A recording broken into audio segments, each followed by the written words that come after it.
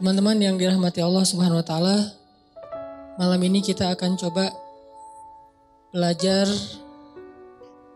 mengevaluasi diri kita ketika kita dapat masalah. Karena ketika orang diberikan ujian oleh Allah Subhanahu wa taala itu, maka manusia itu ada dua tipe. Ada manusia yang berkeluh kesah dengan ujian, ada manusia yang bersabar atas ujian. Dan orang yang bersabar ini juga bermacam-macam bentuknya. Ada yang sabar dengan pasrah, ada yang sabar justru dengan memperbaiki diri. Dia bersabar sambil memperbaiki dirinya. Karena dia sadar tidak ada masalah yang menimpanya kecuali ada yang salah dalam dirinya. Tidak ada musibah yang menimpa dia kecuali ada sesuatu yang dia lakukan yang mungkin bukan kebaikan, yang mungkin dosa. Sehingga selain bersabar, sembari bersabar dia mencoba untuk mengevaluasi, memperbaiki diri. Dan ini adalah model orang yang sabar yang paling baik. Sedangkan yang mengeluh juga macam-macam. Ada yang mengeluhkan masalah, ada yang mencari kambing hitam. Menyalahkan temannya, kayak misalnya dia gak lulus satu mata kuliah atau nilainya jelek. Dia nyalahin teman kos-kosannya gara-gara teman kos-kosannya ngajak dia main terus misalnya. Padahal itu kan pilihan ya, dia bisa menerima, bisa menolak. Bisa nyalahin mantannya, ini gara-gara saya diputusin, saya nilainya jadi jelek. Ya salah juga sih. Nah ini kan bentuk-bentuk keluhan nih. Ada yang menyalahkan sampai tingkat keluhan yang paling parah itu menyalahkan takdir. Menyalahkan Allah. Ya Allah kenapa saya? Apa maunya engkau? Dan seterusnya dan seterusnya. Nah malam ini kita akan bahas angle orang yang ketika diuji oleh Allah bersabar. Dan juga sambil bersabar dia mencoba untuk memperbaiki diri. Dan ini adalah cara yang paling baik dalam menyikapi suatu musibah atau masalah.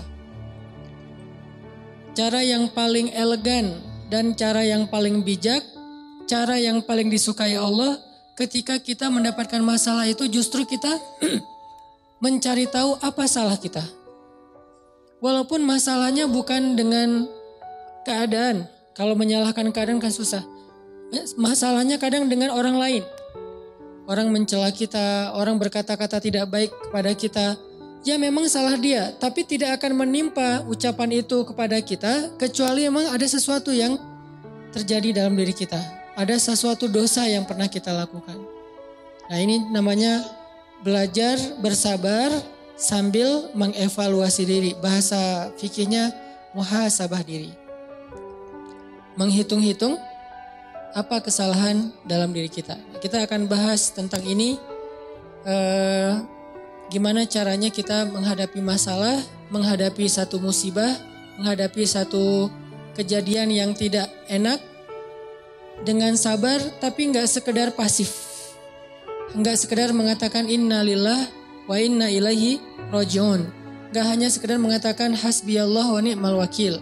Gak hanya sekedar merasa ini adalah cara Allah untuk menaikkan derajat saya. Kadang kalau hanya kegeeran kayak gini nih, kita jadi gak pernah menjadi lebih baik. Kan ada orang ketika diuji oleh Allah, boleh sih merasa bahwa ini cara Allah menaikkan derajat saya. Tapi kalau hanya kayak gini doang, rasa-rasanya kita terlalu kegeeran.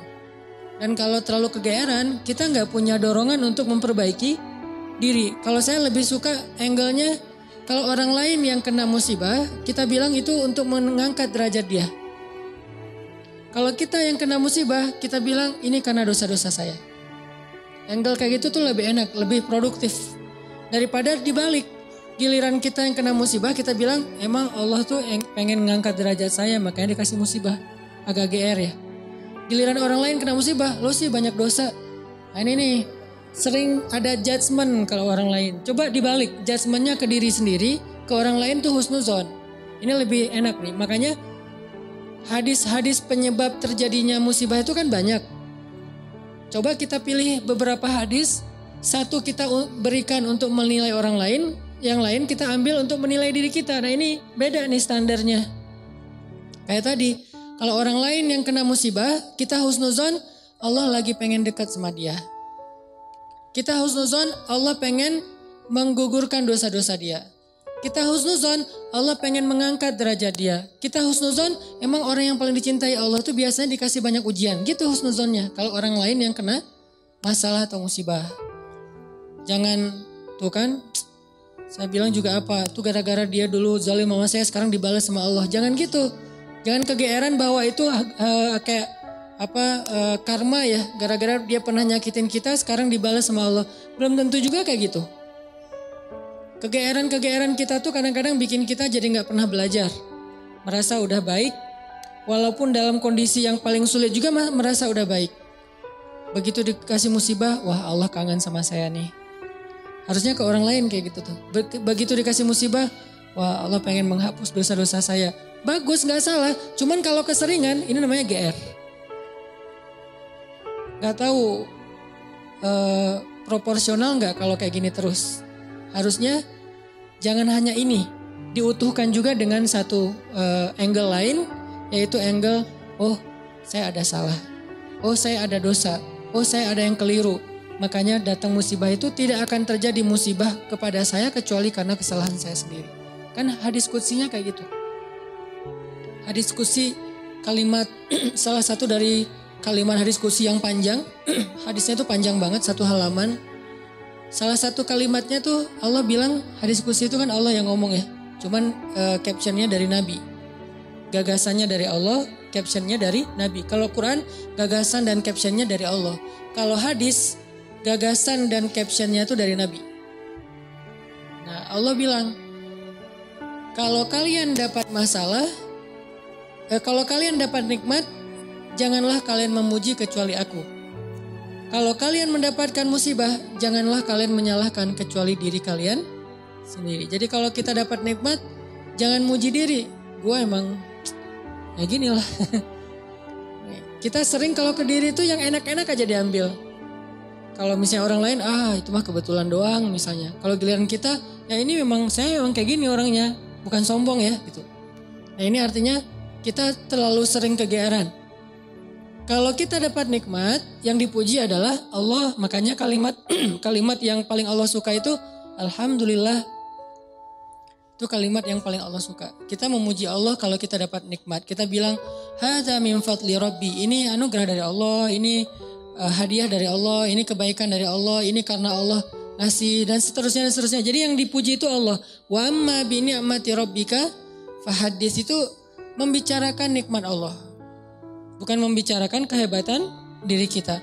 Tapi kalau diberikan musibah, jangan kita menyalahkan siapapun kecuali diri kita sendiri. Nah ini salah satu angle yang dibangun lewat hadis qudsi. Walaupun kadang bisa kita secara realistis melihat kesalahan orang lain. Untuk apa? Bukan untuk mengkambing hitamkan dia. Kalau emang dia salah, bukan untuk mengkambing hitamkan. Untuk apa?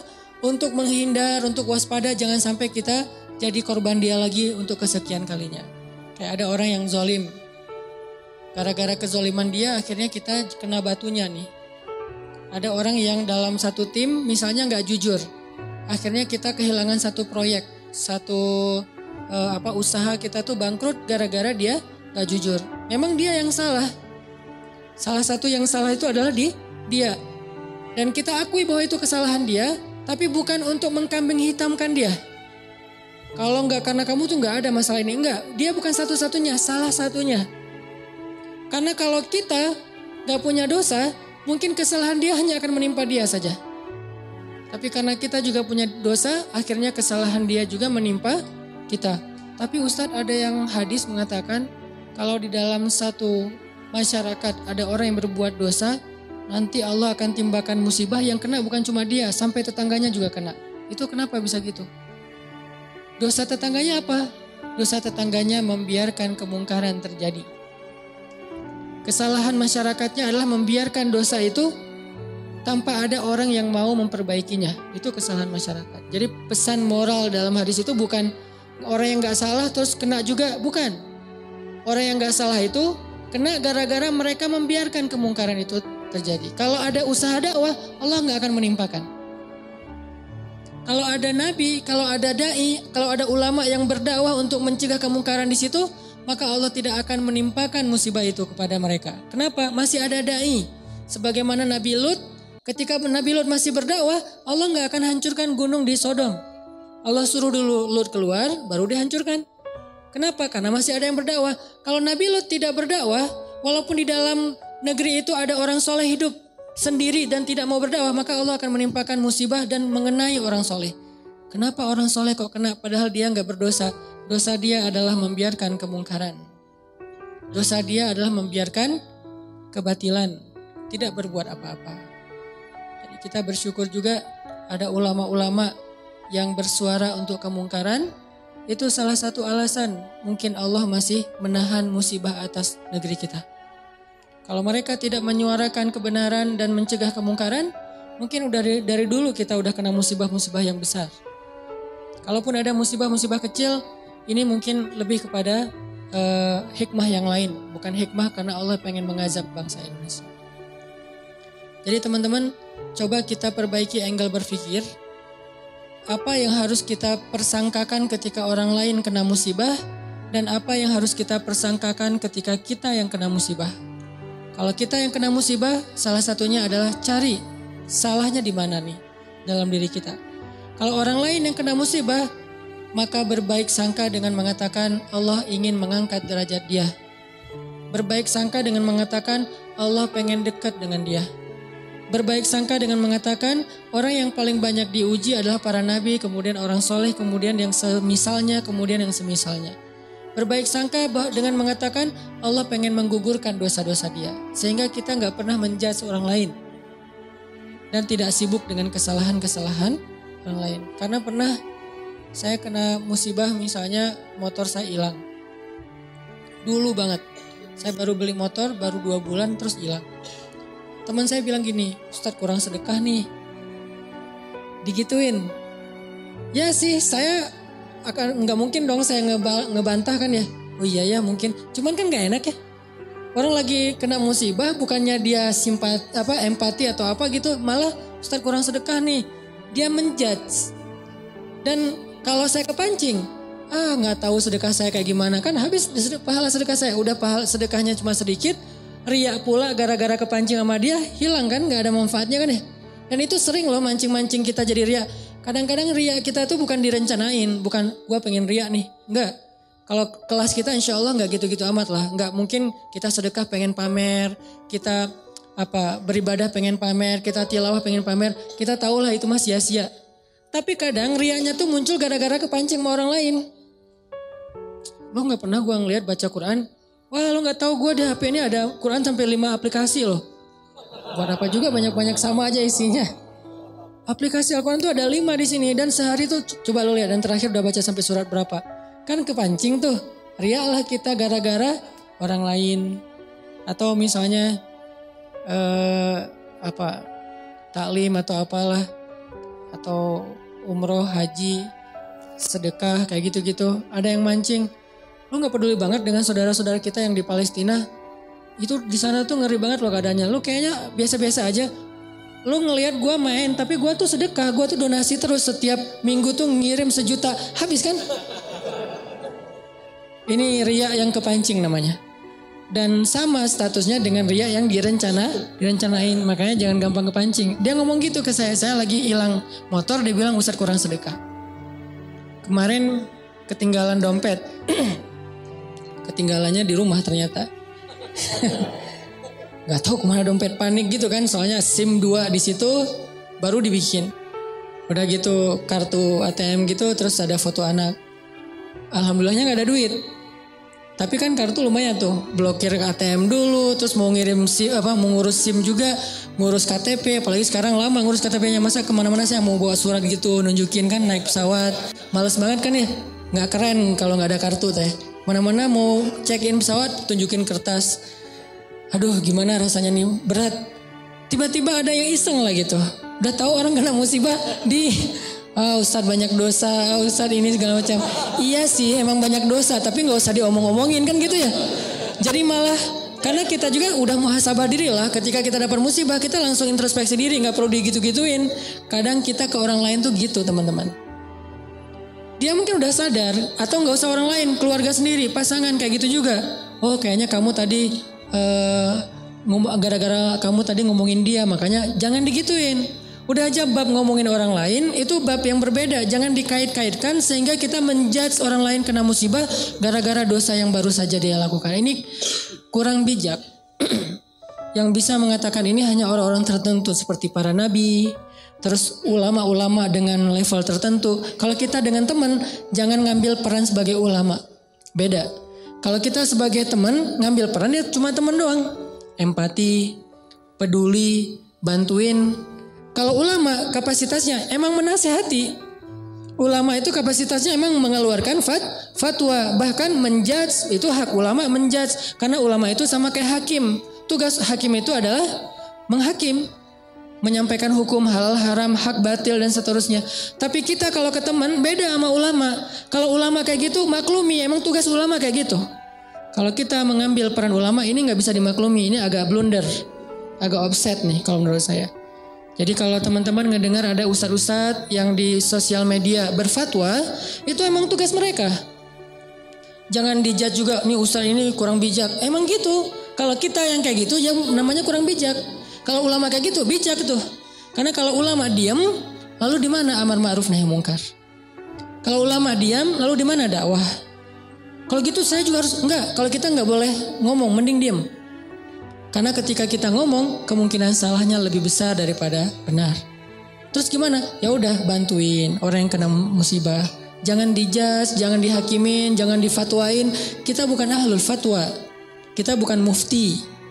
Kita hanya orang biasa. Kalau mau sekedar watawasau bil haq Ustaz. Ya, watawasau bis sabr juga kan.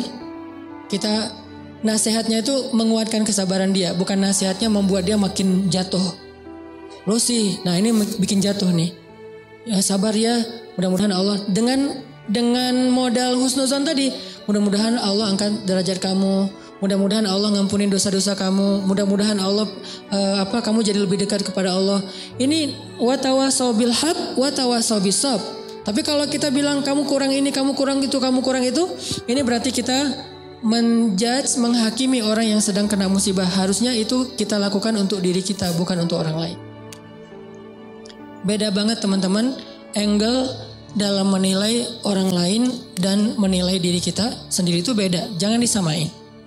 Yang banyak terjadi terutama di sosmed itu kita memberlakukan yang untuk diri kita berikan ke orang lain, yang untuk orang lain kita ambil untuk diri kita. Itu yang terjadi di balik tadi tuh. Itu banyak banget di masyarakat kita. Yang kayak kasus orang lain kena musibah kita bilang banyak dosa, kita kena musibah kita bilang Allah pengen ngangkat derajat saya. Harusnya dibalik. Kalau dibalik insya Allah kan gak ada perdebatan ya. Gak ada haters, gak ada keributan, gak ada keramaian, gak ada unfollow, gak ada live group, gak ada yang kayak gitu-gitu. Kenapa? Karena semuanya melihat ke orang lain dengan husnuzon, melihat ke diri sendiri dengan muhasabah, dengan mengevaluasi kesalahan sendiri. Ini poin pertama.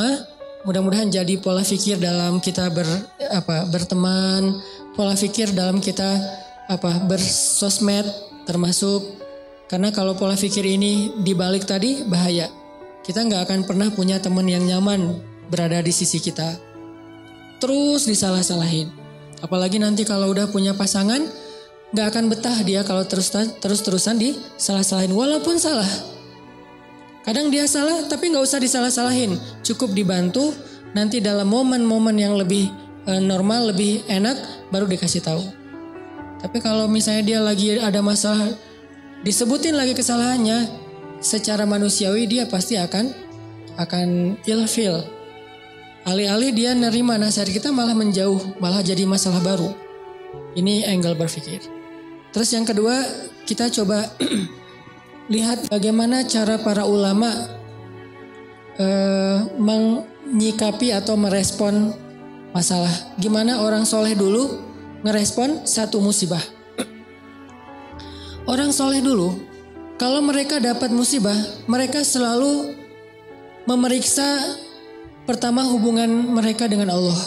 Itu yang pertama diperiksa. Karena nggak mungkin ada musibah kecuali karena ada masalah antara kita dengan Allah.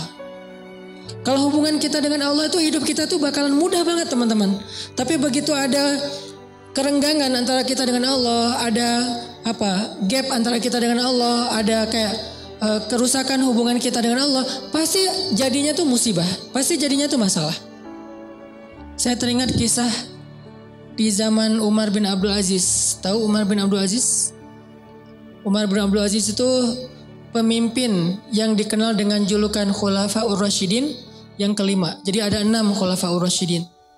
4 terkenal ya, Abu Bakar, Umar, Utsman, Ali. Yang kelimanya tuh Umar bin Abdul Aziz dan yang keenamnya itu Nuruddin Zinki. Gurunya Salahuddin Al-Ayyubi.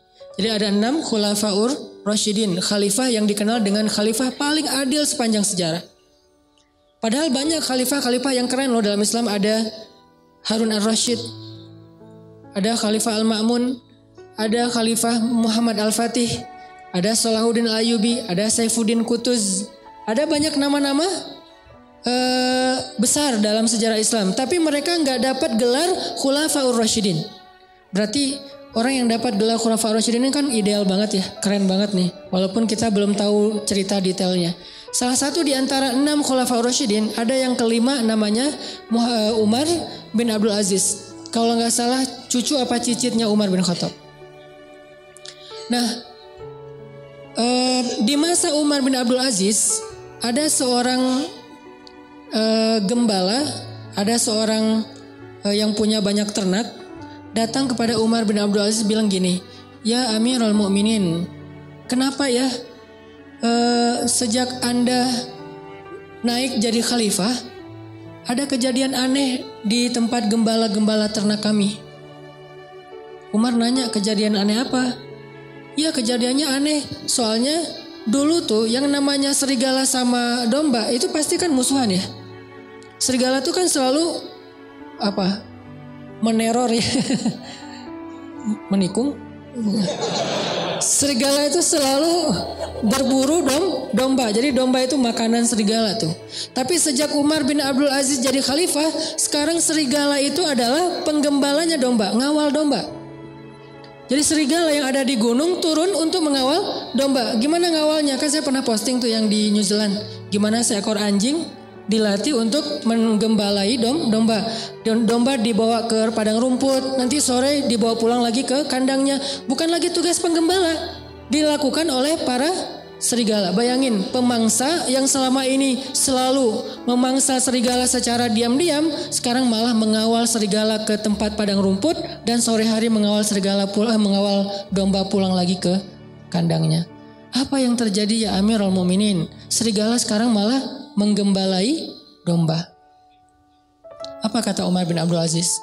Kami adalah kaum yang selalu memperbaiki hubungan dengan Allah, maka Allah memperbaiki hubungan antara kita dengan makhluk.